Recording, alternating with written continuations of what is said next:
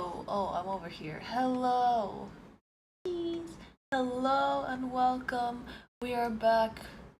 Hi guys, welcome back to another video. Today we're gonna be reading Scum 77714 and we're gonna talk about gay shit. Hi. What's good? Hi. Welcome in. It's an EP day. I'm not gonna sugarcoat it or anything. I'm tired. If you fall asleep during this reading, it's your fault, not mine. We're just gonna have a good time. Oh, this one's so fun, guys. This is so fun. Where are the extras? It's so good. Oh, hi. Hello. Welcome. What is going on? I never have this. Okay, that's fine. You know what? Y'all can be here if you want. I'm gonna still be me. Woo. But yes, I have some tea. Today I have my lovely.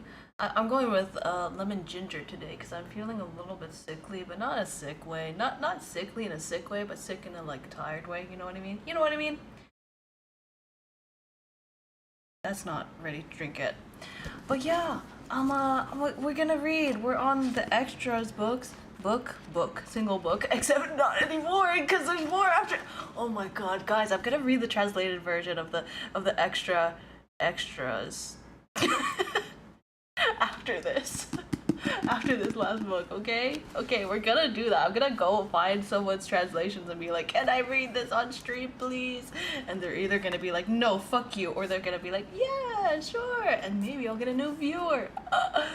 That's crazy. It's not about it's about the book. It's about the gay. Everyone, lesson is, it's about the gay. Okay. Okay, gays. First time catching live. Yee! Let's go.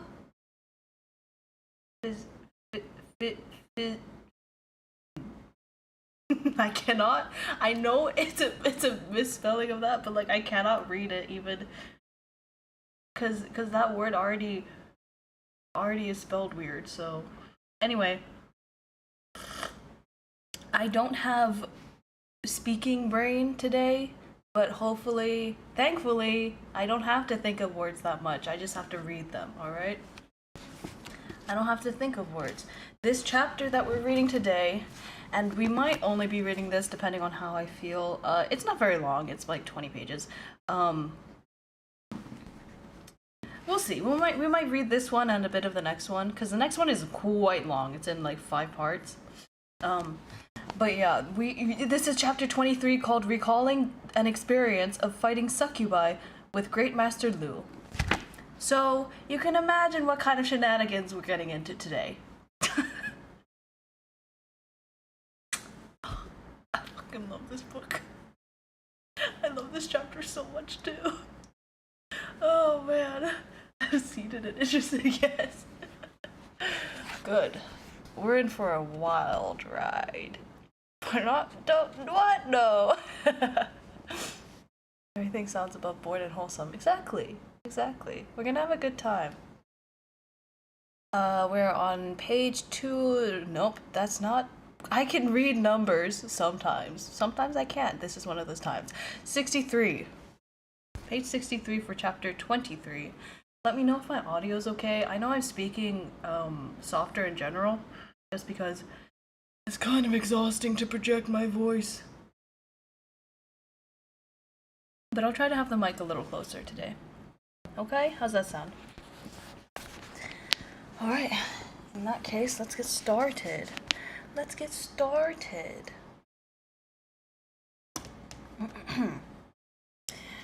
This story took place during the period of time after Shen Laoshi kicked Lo Bingke into the abyss.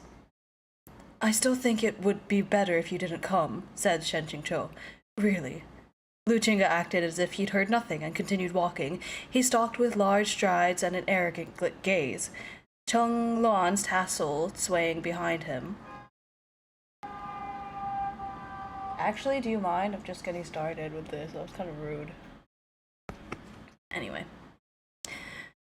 It was as if he was walking not on a narrow, thick... I can read. It was as if he was walking not on a narrow, thicket-ridden mountain path full of uneven shrubs and hanging vines, but on Baijian Peak's training grounds underneath a blazing sun. Shidi, don't force yourself, Shen Qingqiu sincerely admonished him. Are you heading back or not? Lu Qingge interrupted. After I take care of this support ticket, after I take care of those succubi, I'll head back. Fucking this guy. You said that last time too. And then you vanished for a month. Xisheng won't die out here. Every time Without a Cure acts up, don't I always return to Sangchong Mountain to look for you? Jiri doesn't need to go out of his way to chase after me. I'm not chasing you, Lu Qingge said emphatically. Zhengmen Xisheng ordered me to come. Damn, okay. I'll ship it. Anyway. Yes, Shen Qingqiu said sorrowfully. Zhengmen Xisheng really is too kind. After a pause, he added, in truth, Xisheng's only looking out for you. The rumors at the foot of the mountain say these succubi adore beautiful men who are full of vigor, so if Lu Shidi insists on coming, they'll undoubtedly target him.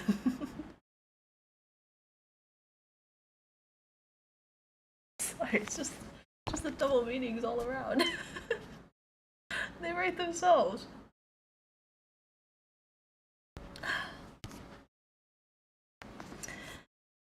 Lu Qingge humped and was about to reply when a stream of gorgeous, enchanting song began to languidly echo down the valley. The singing was beautiful, filled with an invitation that lingered after the melody, and any who heard it felt a feathery touch brush their heart. The two of them turned off the path and arrived at the entrance to a cave. Some 10 young servant girls emerged from the surrounding grass and flowers. Every single one was radiant, their hair combed into twin buns, their appearance young and tender. In fact, they were young and tender, so much so that they didn't know to restrain their fey aura. Aura. Who are you, newcomers? They called out crisply. At the sight of this bevy, what does that mean? Somebody look that up. B-E-V-Y. At the sight of this bevy of young girls blocking their way, rude, Shen Qingqiu said pleasantly, we are... But before he could finish greeting them, Lu Qingge reached back for Chenglan and slid the blade 2 inches from its sheath. Sword glares swept through the area. This simple motion carved the boulder covering the cave in 2, and the girls immediately shrieked, retreating into the foliage. Because of the advantage of their race, succubi often had a pleasing appearance, and they rarely had a chance to encounter such violent treatment. On top of that, these ones were young and had little real-world experience. They promptly started to cry. The mountainside was filled with the sniffling and sobbing of young girls as they wailed and wept. Shen Qingqiu rubbed his ears. Shidi, you have absolutely no idea how to treat woman gently. Lu Qingge was irritated, and his words were clipped and forceful, spoken without hesitation. There's no need to be gentle with monsters. Hurry up and fight, then we can go back. Suddenly, someone from within the cave said, These 2 immortal masters are so rude. Exactly how have my girls wronged you to warrant such an awful scare? With these soft and gentle words, a willowy woman in deep green sashayed outside. Sunlight illuminated her at the entrance to the cave, revealing her dewy white skin and coquettish face, and how within every single one of her movements there lay an overwhelming charm. Madame Meiyin, this cultivator's scary, cried the succubi who Lu Qingge had frightened to tears. He's bullying us. This Madame Meiyin was not only a succubus, but also stunningly beautiful. Therefore, as was the way of harem novels, she and Lobinka had necessarily enjoyed an affair. Yes. Because that just makes sense. Because he's so not gay. Oh my god. He's so not gay. Normally, Shen Qingqiu was very self-conscious around any woman who Luo Binghe had touched. Forget voluntarily approaching them to cause them trouble. He avoided them like the plague. As for why he'd steeled himself and joined in on the fun this time, he had two reasons. The first was that the crying of the old couple at the foot of the mountain had been too heartbreaking to ignore as they bemoaned the plight of their only son, whose soul had practically been stolen away. The second was Madame Mayen's promiscuity. Outside of Luo Binghe, she had an uncountable number of husbands and lovers. Her affair with Luo Binghe was only a one-night stand. She never actually entered his harem. The purpose of her episode had mainly been to give readers the vicarious pleasure of cucking a whole bunch of people. So, to be precise, Madame Mayen didn't count as one of Luo Binghe's wives. Lu Qingge clearly had no intention of chatting with this member of the opposite sect. God. He showed no remorse for destroying the Madame's gate as he turned his head away. Shen Qingqiu coughed. My shidi isn't used to engaging with outsiders. Madame Mayen looked serenely at Shen Qingqiu. My girls here are young and ignorant. I apologize if they offended you, but we only just finished building this place, and what a greeting you've given us, collapsing the door so terribly. Don't look at me. Look that way. He collapsed it. That's Sancheng Mountain's director of demolitions. Want to learn how to blow things up? Baijian Peak is the place to go. All in his head. On principle, Shen Qingqiu always tried diplomacy, I got there eventually, diplomacy first. We didn't mean to damage your place of residence, he said apologetically while waving his fan. Please excuse our rudeness, but we've come on behalf of the Huang family, Huang family, at the foot of the mountain. They wish for you to release young Master Huang.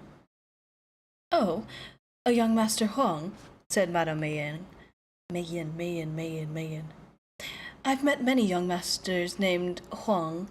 If not 10, then at least 8 or so. Why? I don't know why I did that. If not 10, then at least 8 or so. Which Master Huang could these immortal masters be after? Lu Qingge sneered. Release them all. That will suffice. Madame Mayen put on a troubled face. It's not that I don't want to release him, but he himself insists on staying and won't go home. There's nothing I can do about that. Lu Qingge snorted. Shen Qingqiu had no wish to continue dragging this out either. Even so, could you at least bring him here? We'll figure out the rest ourselves. If that's the case, then please, I ask the 2 immortal masters to come inside. Madame Mayen said sweetly. She turned and headed into the cave, walking leisurely before them.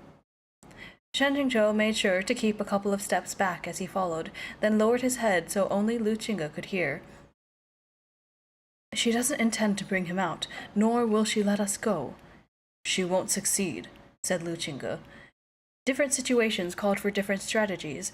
Instead of prematurely dropping their facade, it seemed wiser to play along and use discretion. They were guided into a wide cavern carpeted with sweet-smelling herbs, and damask. I know that one too. I'm so smart and clever. Oh, I didn't have my Mix It Up open. Sorry, one second.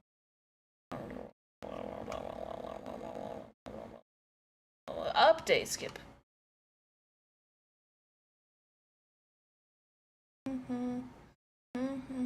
Well, while that loads, I'll just drink some tea.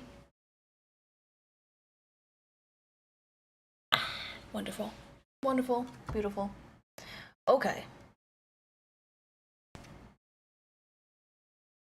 12 elegant, full-figured maids stood in 2 groups on either side, oval fans in hand, and gentle smiles. Madame Mayen sat them before a stone table. I've already sent a servant to invite young Master Huang to join us, she said. While you're waiting, shall I serve you something to drink? Shen Qingqiu knew that whatever she tried, it'd all be from the same bag of tricks anyway. Thus he was unworried and smiled slightly. Sorry to trouble you. Madame Mayen hospitality. What? No. Madame Mayen hospitably poured them both some wine, all while seductively eyeing the deeply frowning Lu Qingge. The longer she looked, the sultrier her expression became, until Lu Qingge simply dismissed her with a roll of his eyes. Despite this, Shen Qingqiu was bubbling over with excitement. Madame Mayen had a strong preference for pretty boy faces, like those of Luo Binghe and Lu Qingge. Now that she had her sights set on Lu Qingge, would he be able to escape her demonic clutches? Once she sighted this kind of man, with his delicate facial features and skin as pale as snow, she'd be willing to put out all the stops. She'd harass him remorselessly and without end until she could latch onto him, pin him down, and have her way with him until she was, satisfied. In no time at all, Lu Qingge's expression would without a doubt be spectacular. Shen Qingqiu was actually, criminally, kind of looking forward to it. Indeed, before they'd sat for long, Madame Mayen covered her mouth with a sleeve and glanced at Lu Qingge with an affected bashfulness. Does this one have a cultivation partner? How direct. No human, or other fae, had ever dared to ask Lu Qingge such a question. It was as if he'd been struck by lightning. For a moment, he seemed to be questioning whether he'd misheard her, his lips and brows twitching, his gaze a little dumbfounded. He involuntarily turned to look at Shen Qingqiu. That's not what you do in that situation, my guy. Shen Qingqiu had never seen this sort of expression on Lu Qingge's face before. It was almost outrage and disbelief. It was as if a 1,000-year-old iceberg had come crashing down. The hysterical laughter within Shen Qingqiu's heart surged into a terrifying wave. He managed to keep a straight face, enduring it until even his fan hand was trembling as he struggled to cover his spasming mouth. No, he said solemnly. He doesn't. Why not? Asked Madame Mayen. With such a striking appearance, how can it be that no woman has ever fallen for him? I don't believe it. Shen Qingqiu expressed his agreement. I'm curious too. Otherwise, why would one of the 10 great mysteries of Sangchong Mountain Sect be, is Great Master Lu asexual? Hang on. Ugh, sorry. Whew.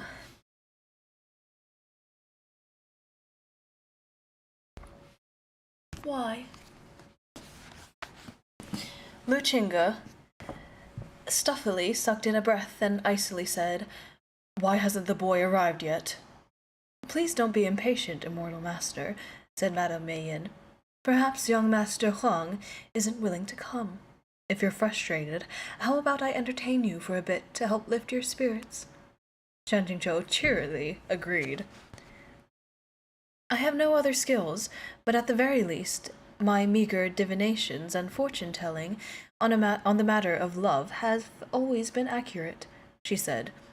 Which of these immortal masters is willing to let me read him? Shen Qingqiu asked to his side, Shidi, are you interested? I am not, Lu Qingge said stiffly. Shen Qingqiu shrugged. Since he's not interested, it will have to be me.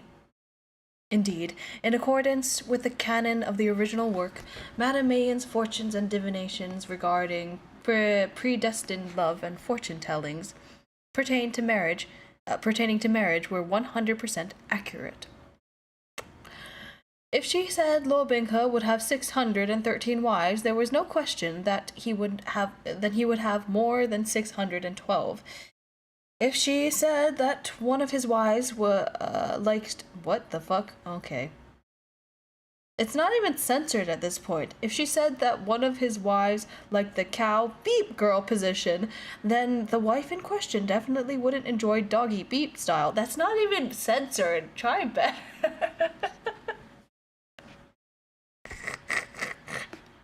How could Shen Qingqiu, being a bachelor with an uncertain future, help feeling anxious? It's a weird way to phrase that, but okay. Madame Mayen smiled pleasantly, then turned over her porcelain wrist to produce a delicate flower bud, which she presented to Shen Qingqiu.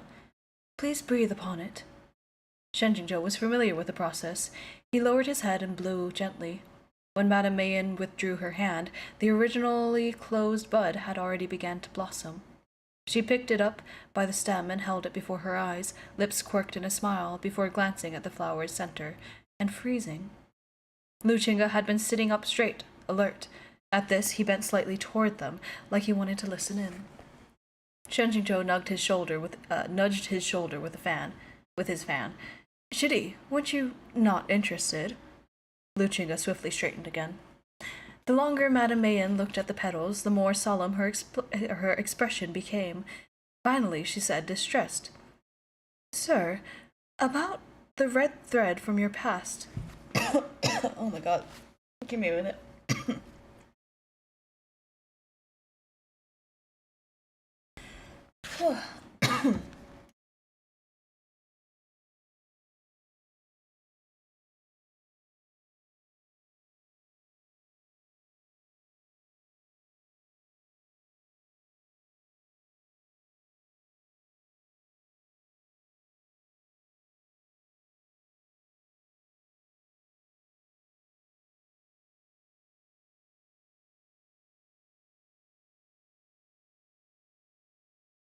Sorry, fucking coughing fit out of nowhere. Oh! Okay. Anyway. Where were we? Sir, about the red thread from your past. My skill is insufficient, so I can't see it clearly. At first glance, it seemed like you were alone, but if I look carefully, I can catch a faint glimpse of another thread. She concluded regretfully. This thread has been cut. Such a pity. Shen Ju had once had a fiancé, but Shen Yuan was a single dog. Their threads were tangled together, so it was no surprise that the madam couldn't see it clearly. Shen Jingzhou expressed his understanding. Don't worry about the past. If the madam doesn't mind, please look into my future. He desperately wanted to know if he'd ever find a woman over here. She didn't have to be a peerless beauty, as long as she wasn't... I forgot about this part. Mind you, Shen Jingzhou deeply homophobic and transphobic at this point. That's kind of the whole point of the book, and how he develops into, and how he, gets rid of that part of him, and society. It's a whole thing. Go watch an essay on it. It's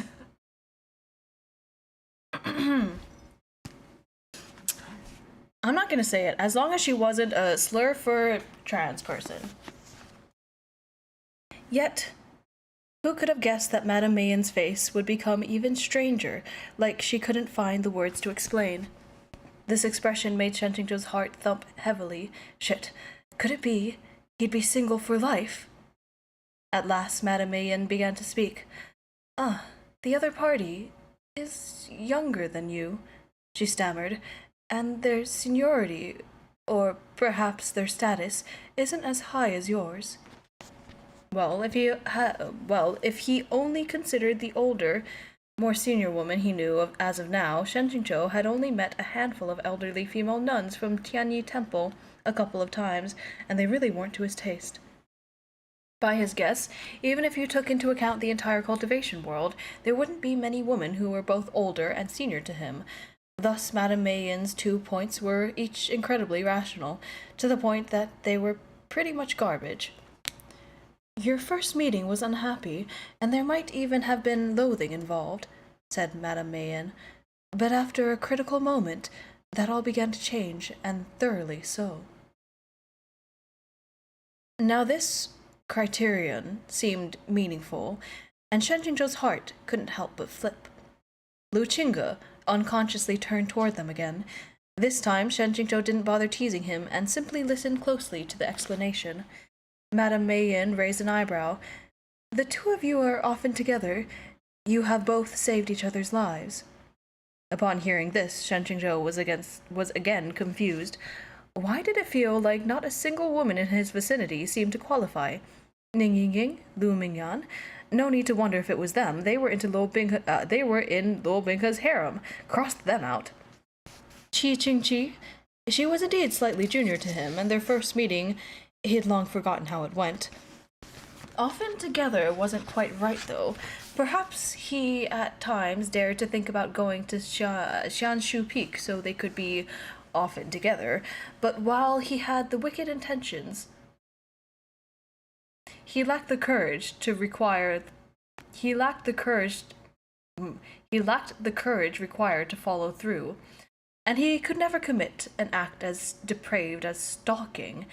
In the end, he couldn't imagine any romance between himself and Qingqiu. Is there more? Qingqiu asked suddenly. Shen startled. Only then did he realize that Qingqiu was no longer listening in secret. He'd moved over to face them completely. Since when had Great Master Lu had so much interest in gossip?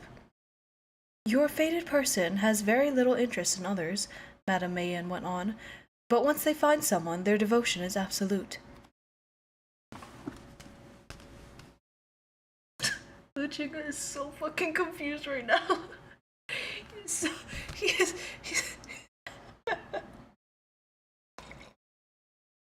Oh my god, I love him.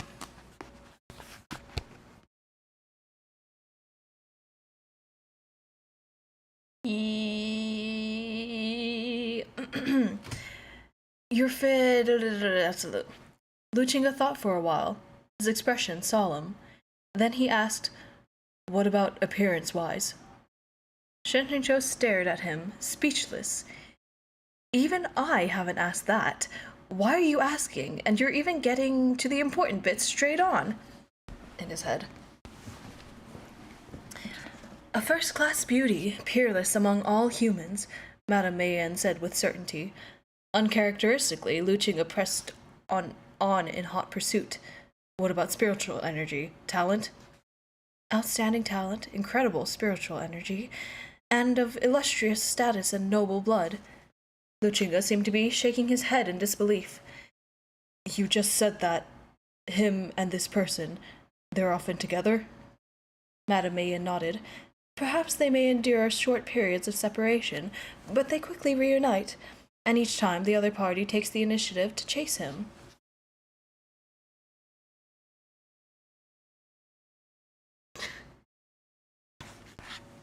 You don't even need context for this chapter. It's just... Oh, it's perfect. The corner of Qingqiu's eyes kept twitching, then he would violently suppress it, like something had greatly disturbed him. Or perhaps it would have been more correct to say that he'd stepped on a great big landmine. It's insane. Then Madame Mayen spoke a final line, which dealt him a fatal blow.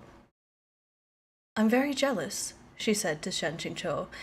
Do you know, immortal master, this person is deeply in love with you. Qingqiu stiffly swiveled his face towards Shen Qingqiu. He wore a complicated expression that was impossible to describe. It was clearly neither joy nor anger, yet it was immensely tormented. Shen Qingqiu was confused. Shidi, what's wrong? Qingqiu struggled to speak.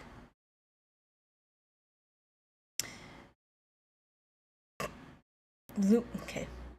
Sorry, I got notifications. It's fine. Don't worry about it. Qingqiu struggled to speak. Inaccurate. Qingqiu jerked his head up and insisted. Her fortune is inaccurate. On what grounds do you claim my fortune is inaccurate? Madame Mayen asked defiantly. Honestly, Shen Qingqiu also thought it was inaccurate. Often at his side, young and beautiful and honorable, even clinging to him, it reeked of some kind of Zhongdian reader male sexual fantasy. No, even sexual fantasies don't go that far into blatant Gary Stu land, okay? A dream girl who met all these criteria, there was definitely no one like that in his circles. Even if there were, she'd be a member of Lo Binga's harem. Ugh, he's so compet at this point. His compet is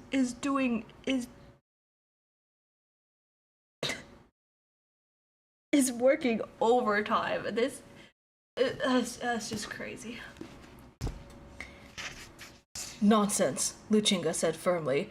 Deeply in love? Absolutely not. With her speciality and exclusive ability having been called into question, Madame Mayin became furious. You're not his fated partner, so how would you know if it's inaccurate?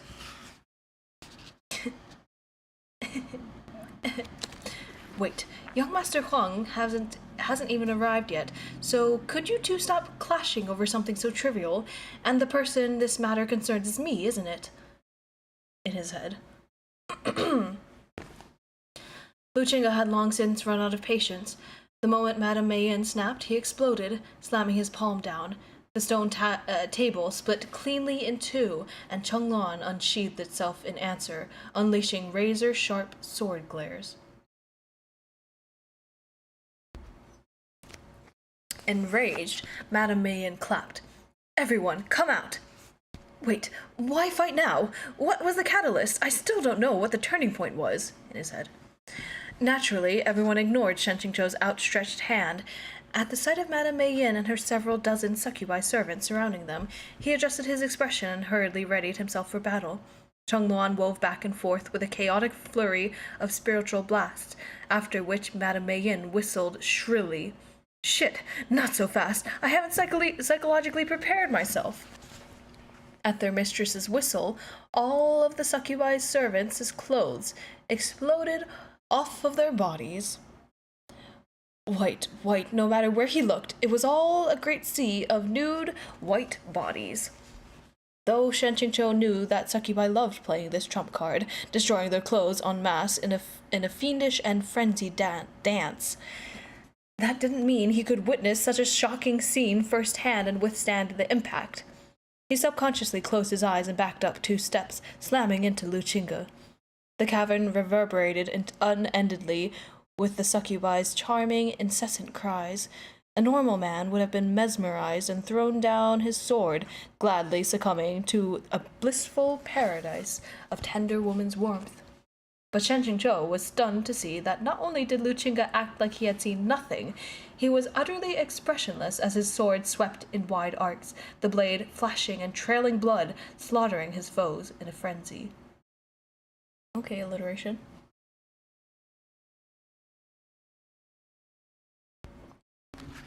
The nude succubi revealed their true forms and moved on all fours, their sharp nails digging into the mud and stone, spittle dripping from their mouths. They flung themselves at the 2 people that they had surrounded, only to be knocked back by spiritual energy. Shen Qingqiu wanted to fight seriously too. Really, he did. But he couldn't bring himself to look at them head on.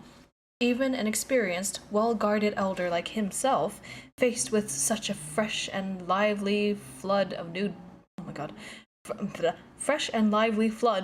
bodies, had a hard time maintaining his composure. How could Lu Qingge fight like it was nothing?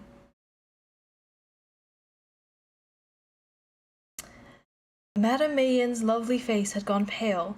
She hadn't predicted that she would fail to memorize them. She hadn't predicted that she would fail to mesmerize them, even with all her subordinates. She picked up her skirts and ran. Shen Qingqiu had originally wanted to give chase, but when he thought about it, their current task was only to rescue the old Huang couple's son, and the other captured men who the succubi were keeping as pets.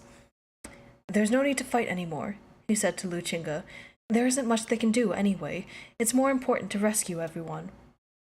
Out of the blue, Lu Qingge said, Don't believe her. Shen Qingqiu was baffled. Huh? That thing before. She was just messing around.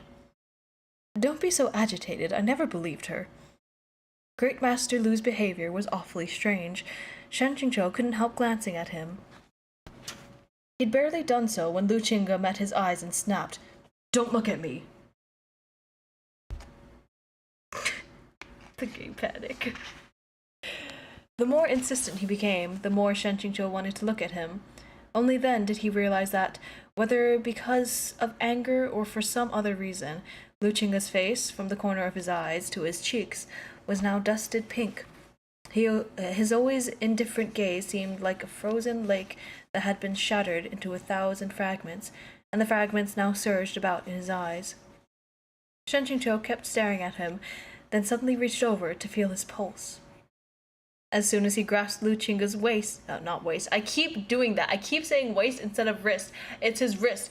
And also what keeps happening is my tracking keeps going, and that's fine. That's whatever.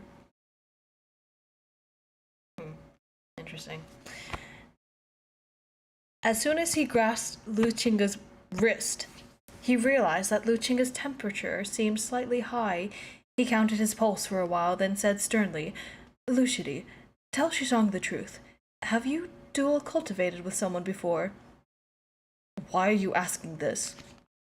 "Just asking. You know how dual cultivation works, right?"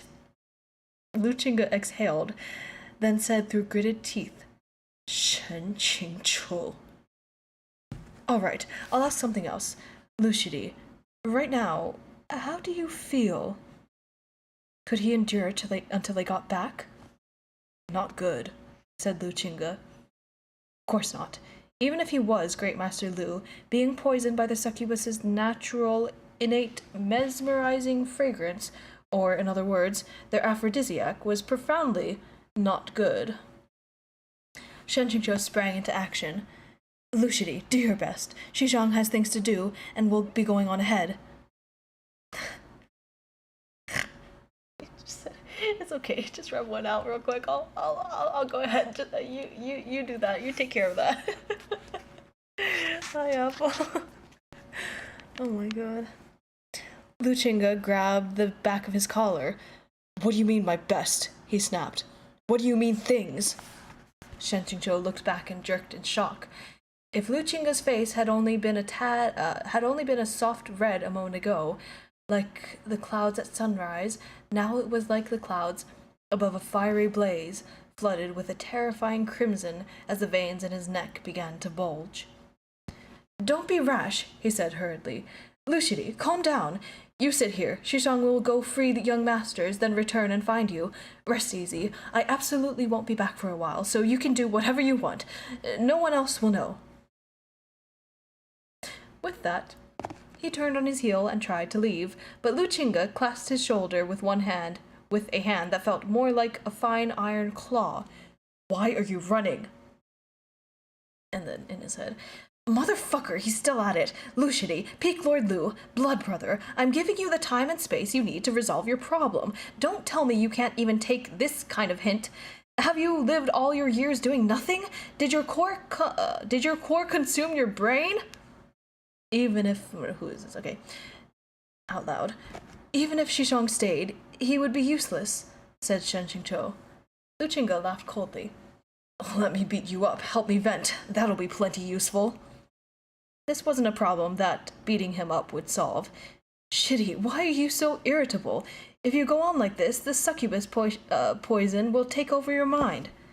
Lu Qingge's handsome face was splotched with red and white. It seemed like he'd been worked up into true distress, but he had no idea what to do with it. He clung helplessly to Shen Qingqiu, simply unwilling to let go. At the sight of him being so pitiful, Shen Qingqiu couldn't help but think of how Baijian Peak was a gang of thugs who knew only violence, and about how everyone there was obsessed with cultivating and fighting. Perhaps Lu Qingge, who'd grown up with such traditions, really was mentally deficient with regard to this sort of thing and didn't even know how to jerk off. A deep pang of sympathy struck him.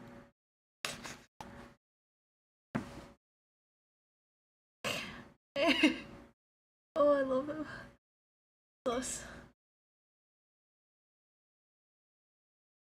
Oh, man. When it came to coaxing others, Shen Qingqiu was an expert. Unfazed, he said, "Lu Shidi, come. Do you remember how we first met?"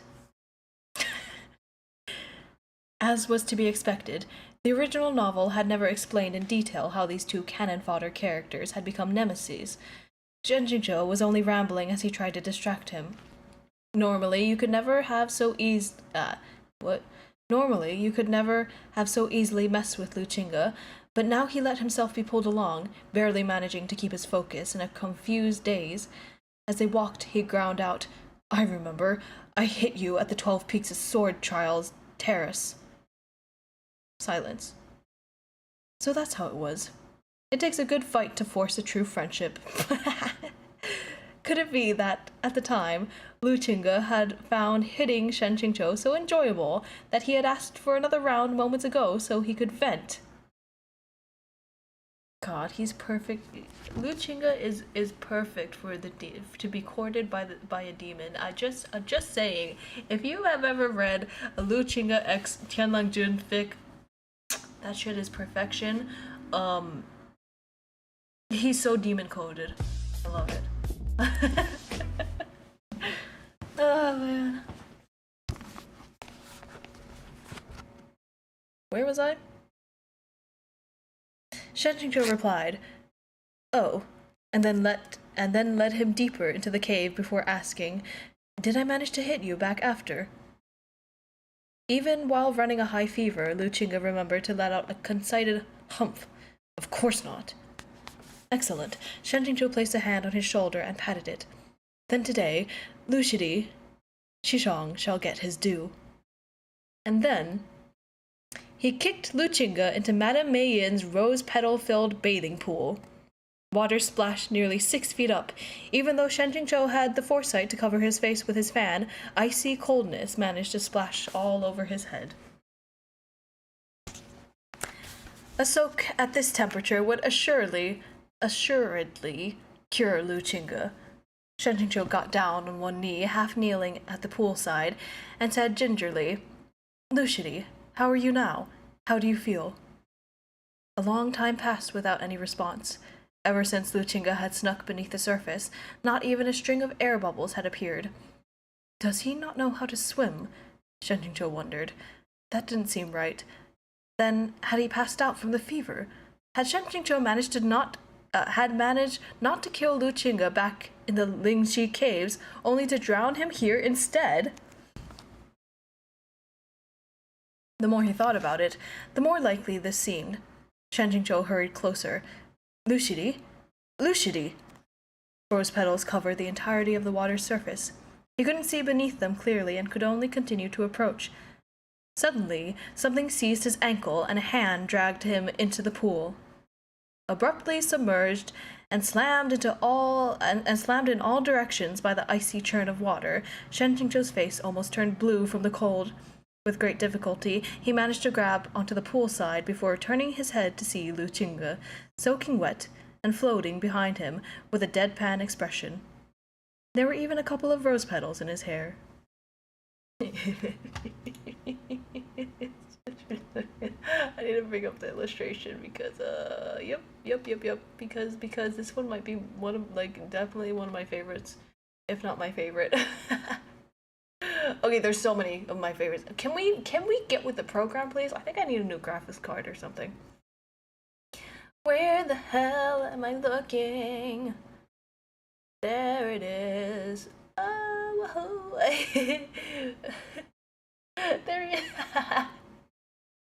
There they are. Oh, they're so cute. Oh, look at the gays. They're so cute. Oh, they're so cute.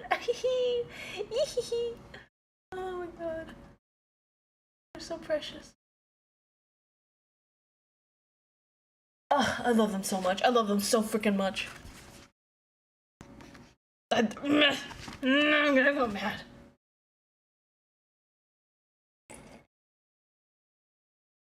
Anyway.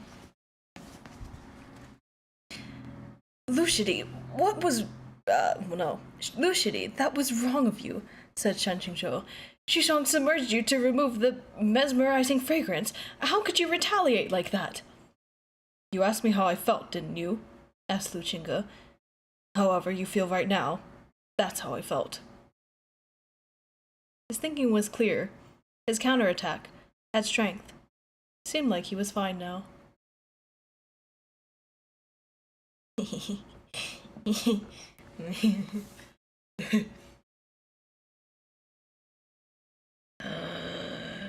Bro, that's the end of the chapter, by the way. That's how that ends. I want to... This was the calm before the storm, or the fluff before the angst.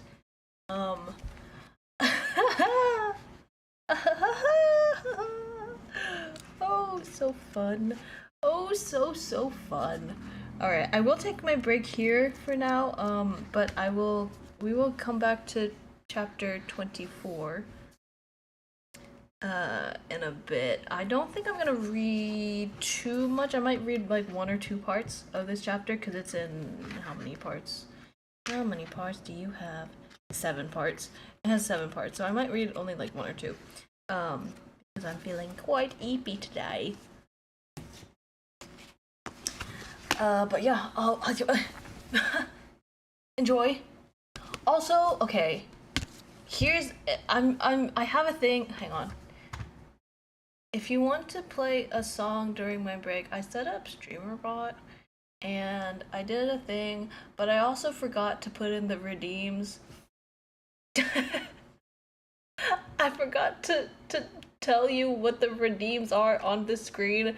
So at my BRB screen, I'll have a list of songs you can play, but you'll just have to guess the redeems. It's gonna be an exclamation mark and then the song title probably with no caps and no spaces. So just if you want to test that out, go for it. Yeah, that's what's happening. Okay, I'll be back. I'll be back in a second. Okay, BRB.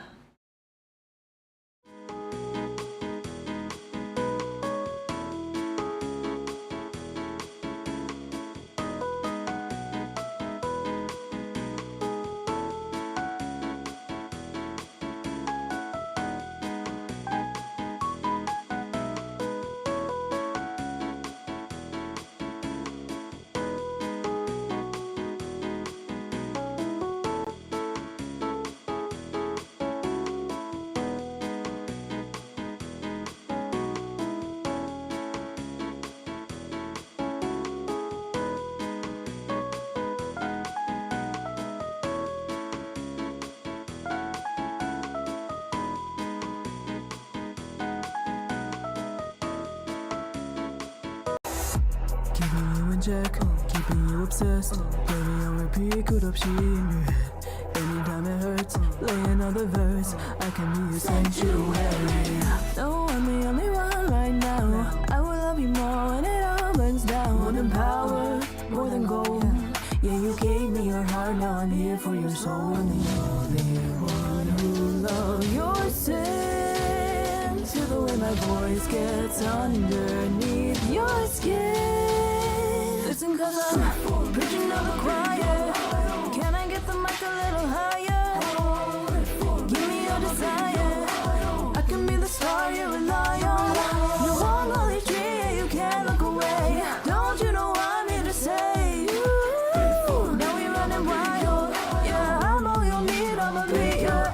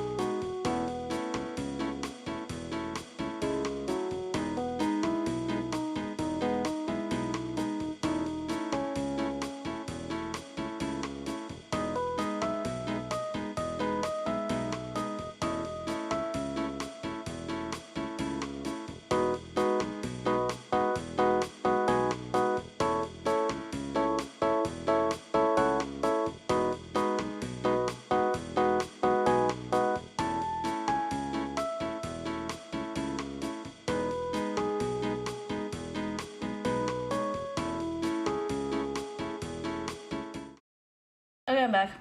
That was a break purely just to run an ad. I'll let you know I didn't get up and do anything. I was here I've been here the whole time. The whole time. So yeah, let's get into angst now. We had our fun, and now MXTX wants to give us pain. This next chapter is called Qingqiu and Shen Qingqiu. Thank you.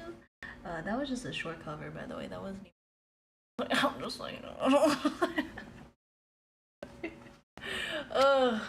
some of those covers I like more than others. So... Anyway. We are on page 20. Why do I keep starting the numbers with 20? It's 81. We're on page 81. Okay? Okay. Qingqiu. Nope. Qingqiu and Shen Qingqiu. Part 1. Nope. A clatter rang out as Shenju sent the little black dish flying with a kick. He crossed his arms and said nothing.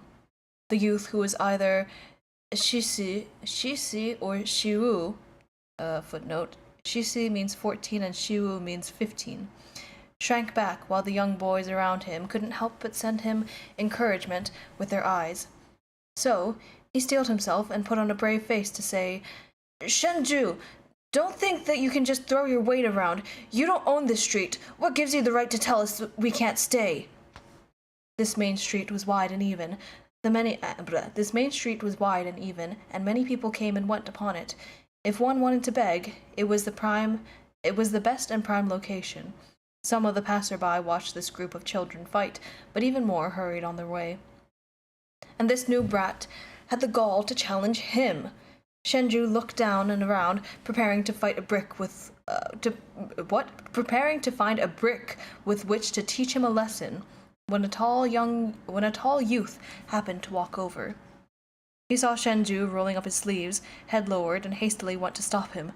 Xiaoju, let's go somewhere else. No, said Shenju. I'm staying here. That first youth took the opportunity to tattle. Chiga, he's bullying me! That wasn't bullying, Shiwu.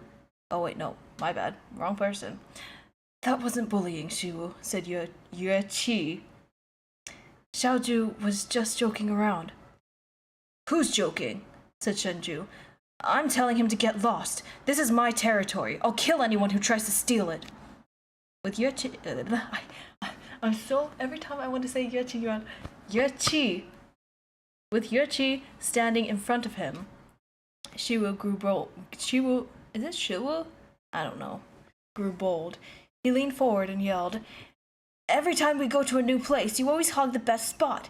Everyone's been sick of you for ages. You think you're all that? That everyone's afraid of you? Shoo. Yuchi, I can't, I'm never, this is gonna trip me up every time. Yuchi scolded. Amidst the struggle, Shenju kicked Shiwu in the shin. If you want a fight, I'll give... Who is speaking? I think this is Shenju speaking. If you want to fight, I'll give you one. Only losers would blame their spot for their incompetence. You bastard, who's... I'm so confused. Okay, you bastard, who's your Chiga? I dare you say it again. Yeah, that is Shenju speaking. You're the bastard. I bet you'll get sold off soon and end up a pimp. Jesus Christ. Yuchi didn't know whether to laugh or cry. She did it. Take a drink. Where did you learn that kind of nonsense language? Then he dragged Shenju off to the side of the road while coaxing him. All right, you're the most competent one here. Even if you didn't pick and choose your spot, you'd be the best, so let's change streets. Shenju stepped on his foot. Get off me! Like I'm scared. Come on, fight me. Want to gang up on me? Go ahead. Of course, Yueqi knew he wasn't scared. If he really let Shenju brawl with the other kids, he would fight dirty. He'd gouge out their eyes and kick them in the belly or crotch or shin. He was terribly vicious. and the other party would be the one to end up suffering and bawling in terror. Yueqi forced down a smile. Are you done stepping on my foot yet? If you are, stop it. Qingqiu will take you somewhere fun. Don't make promises you can't keep. What shitty fun? Shen Juice asked savagely. The most fun I'll have is if they're dead. Yueqi looked at him helplessly and shook his head. With a Qi for 7 and a Ju for 9, naturally there had also been a 1 through 6. But of the previous batch of children, everyone 6 and under had either been sold off or was long dead. Of the children left, these two were the closest. Oh, thanks for the hydrate. And head better and stretch.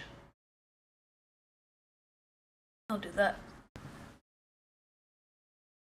Shu is horrible. It's who? Oh my god. I'm Lord. Oh my god. Okay. I'm good.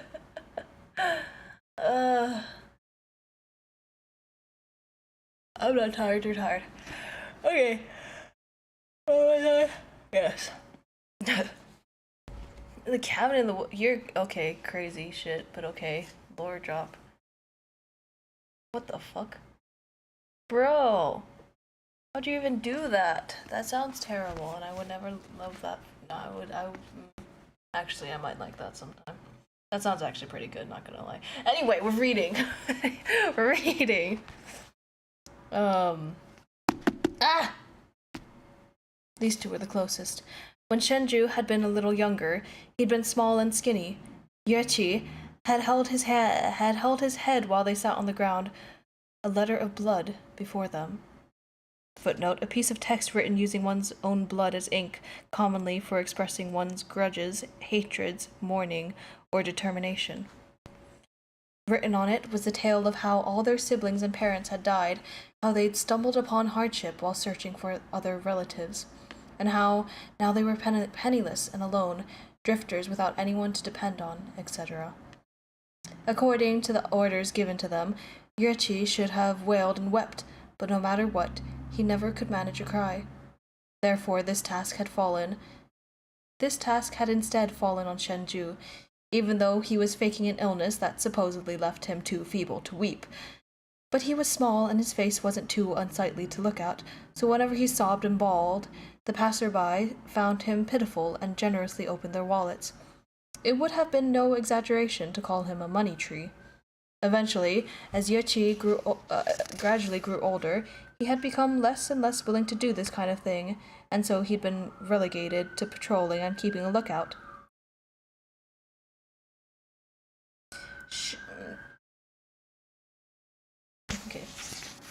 Shenju had wanted to go with him, but had been forbidden to do so.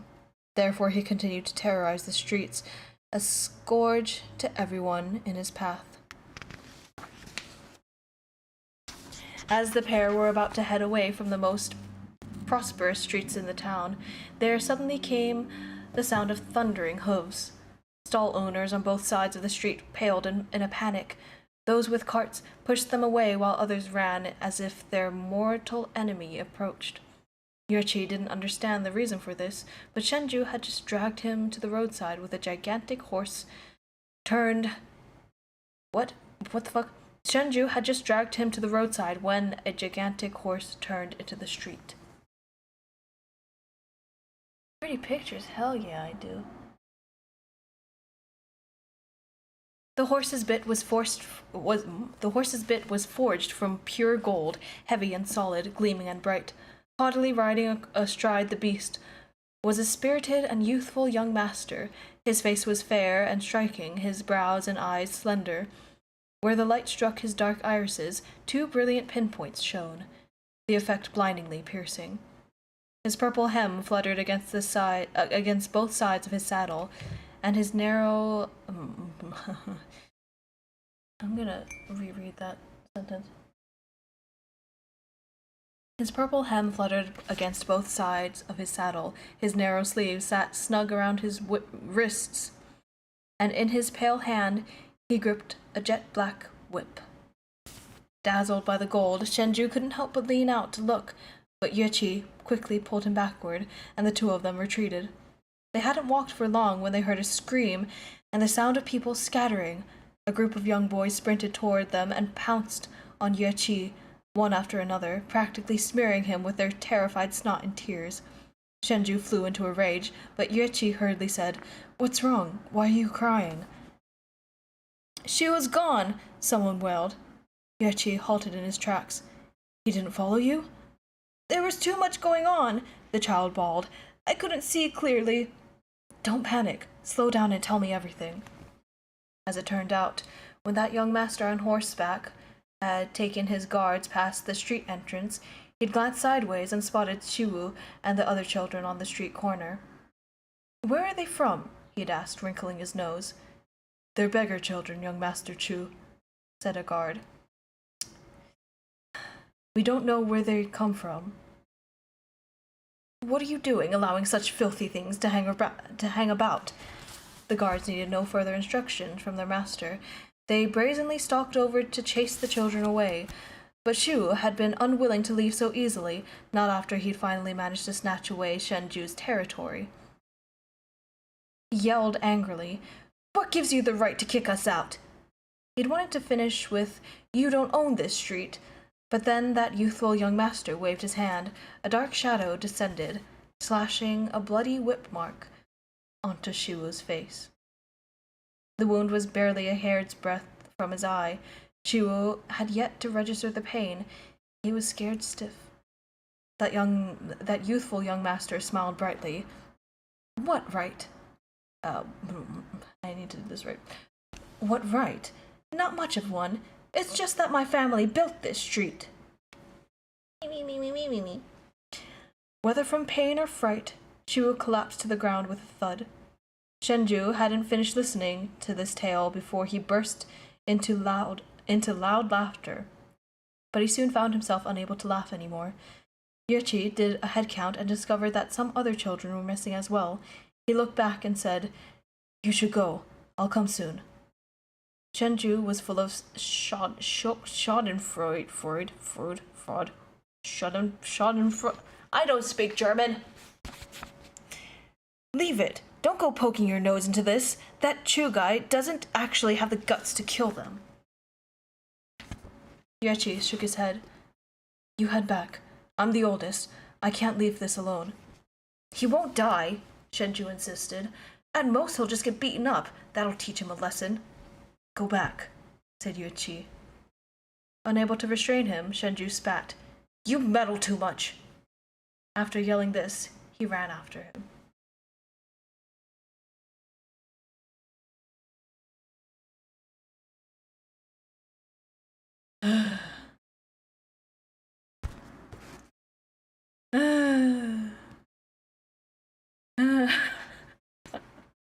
That's the end of part 1.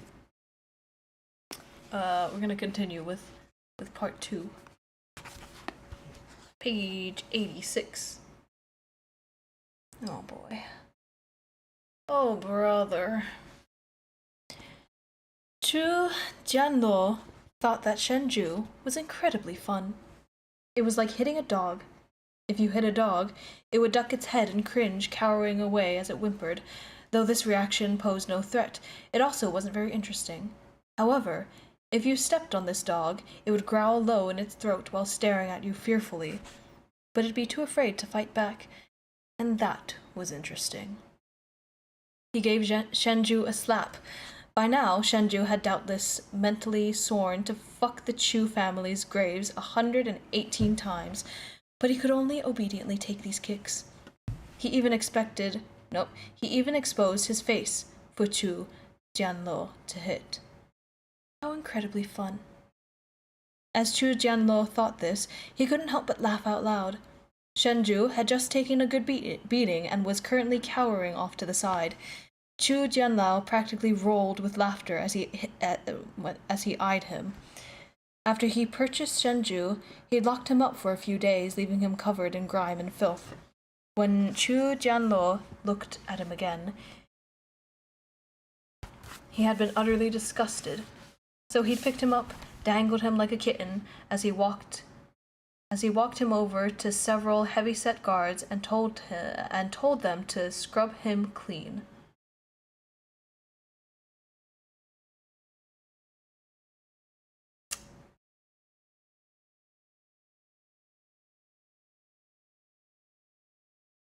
Thereafter,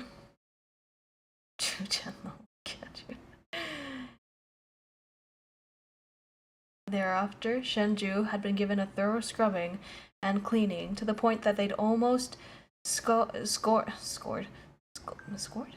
off a layer of his skin. Then they lugged him back to the study. Now that years of grime and dust had been boiled off him, and because they'd pressed too hard when washing his face and arms, his pale skin glowed with a soft flush, while his wet hair still steamed from the bath. Standing off to the side, neatly dressed, he really did cut a rather pitiful figure. Chu Jianle... Oi. Chu Jianluo studied him for a long time, head cocked. A strange feeling rose in his heart, alongside a dash of fondness. Ugh. He even held back the kick he'd planned on giving him. "Can you read?" he asked. "I know a couple characters," Shenju said quietly. Chu Jianluo laid out a sheet of snow-white paper, then rapped on the desk. Try to write them. Shenju reluctantly picked up a wolf hair brush and held it, his grip surprisingly correct. He dipped it in some ink and thought for a moment, then first wrote a 7. After another pause, he wrote a 9. Though the direction of his strokes was all wrong, the results were neither crooked nor slanted. Indeed, they were uniform and impeccable. "Where did you learn these?" asked Chu Jianluo. "I watched someone write." This brat knew absolutely fuck all. He'd only understood how to copy patterns, yet he'd been able to fool Chu Jianluo, which left him incredibly surprised. Thus, feeling increasingly amiable, he copied the tone of his family's old tutor and praised the boy. "You have some talent. If you put some effort into studying, you too might be able to go places." Chu Jianluo was 16, 4 years older than Shenju, and he bore the weight of all his parents' expectations. Having been raised in a house of golden bricks, he thought everyone beneath him. The only person he adored, the apple of his eye, was his little sister, Haitang. She was the darling of the entire Chu family. Whenever Chu Jianluo was in front of Haitang, he always played the good older brother. In the past, he'd wished his sister would never marry, and now that Shenju was here, he began to hatch an alternative plan. Chu Haitang loved Shenju very much. If Shenju were properly educated, Chu Jianluo could turn him into a brother-in-law on the cheap. That didn't seem bad at all. Then his sister would remain by his side, and he could continue using Shenju for his own amusement. As long as the boy remained honest and obedient, there would be no issues. I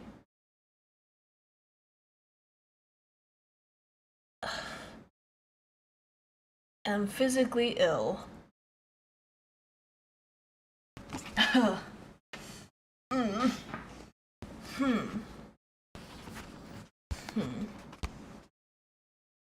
If Haitang married Shenju, she wouldn't need to leave, and she'd still rely on their family for food, clothes, and money. It would be as good as not marrying her off in the first place.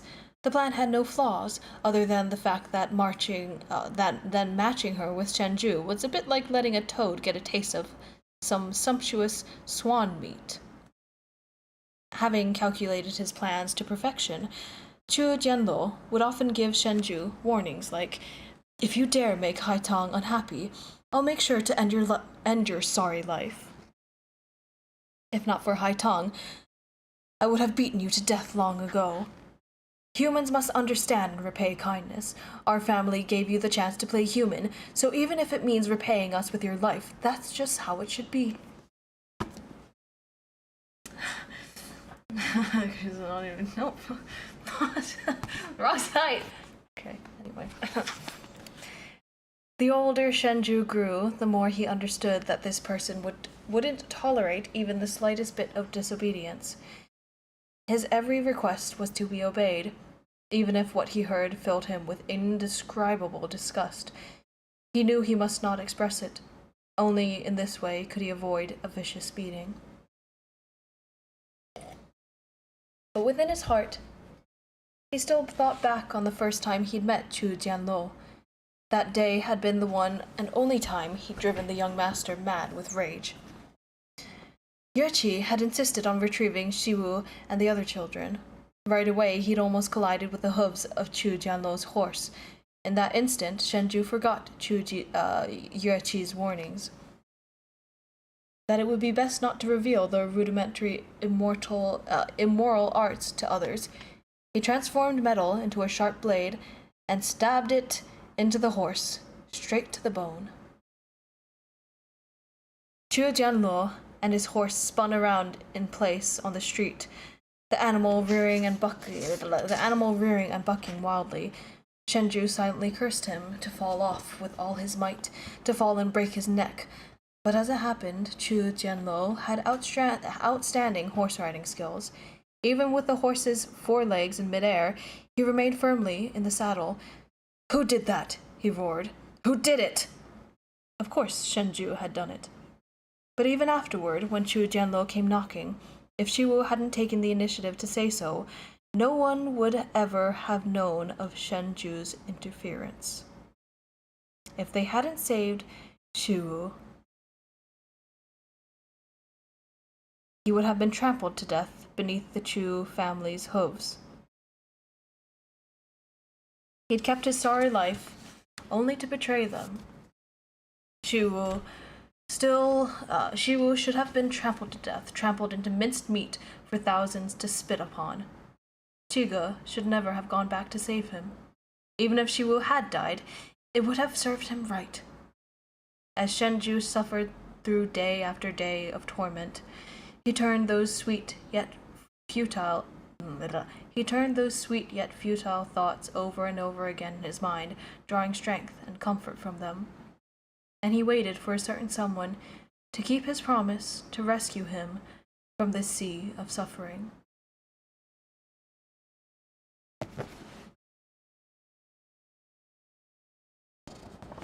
And that's the end of part 2. I think that is where I am going to call it today.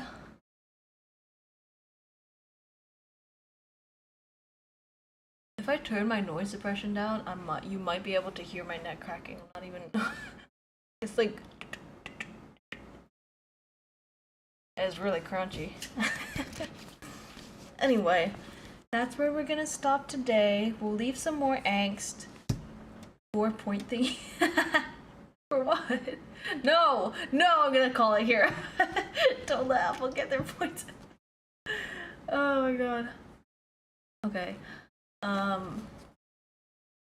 Yeah, we'll leave the rest of this angst for next time. We'll be able to finish it next time. It's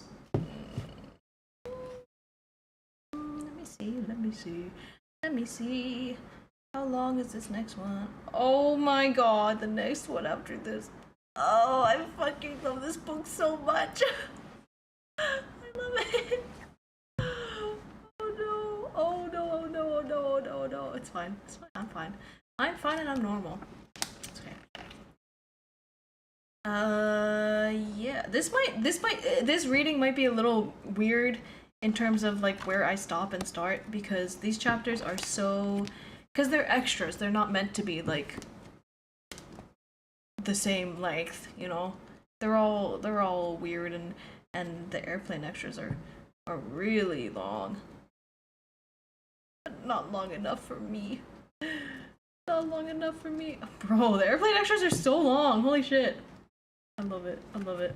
Okay, but yeah. Sucks to suck. Okay, my book down. I will get my schedule out tomorrow, probably. Or Tuesday. Either way, next time I'm streaming is Dagger Heart. Well, no, I'm not streaming it. But Foxy will be streaming it on his channel. We'll be doing more Dagger Heart next week, and I'm so excited because character development is happening. I think there's a lot of character development happening, and it's fun. And I'm having a good time. Okay, I will head off, get something to eat, and I'll go lie down, do all that self-care thing. Whatever that is, and then yeah, I'll see you later. Okay? Thanks for watching. Should we raid someone? I always forget to raid, but maybe we should raid. Hang on. Let's see if I know anybody. Let's see, everyone who's streaming is super big. I'm not gonna do that to myself. Woohoo, let's just end here. What if there's the same category? Nobody's streaming in my category. Okay, that's fine.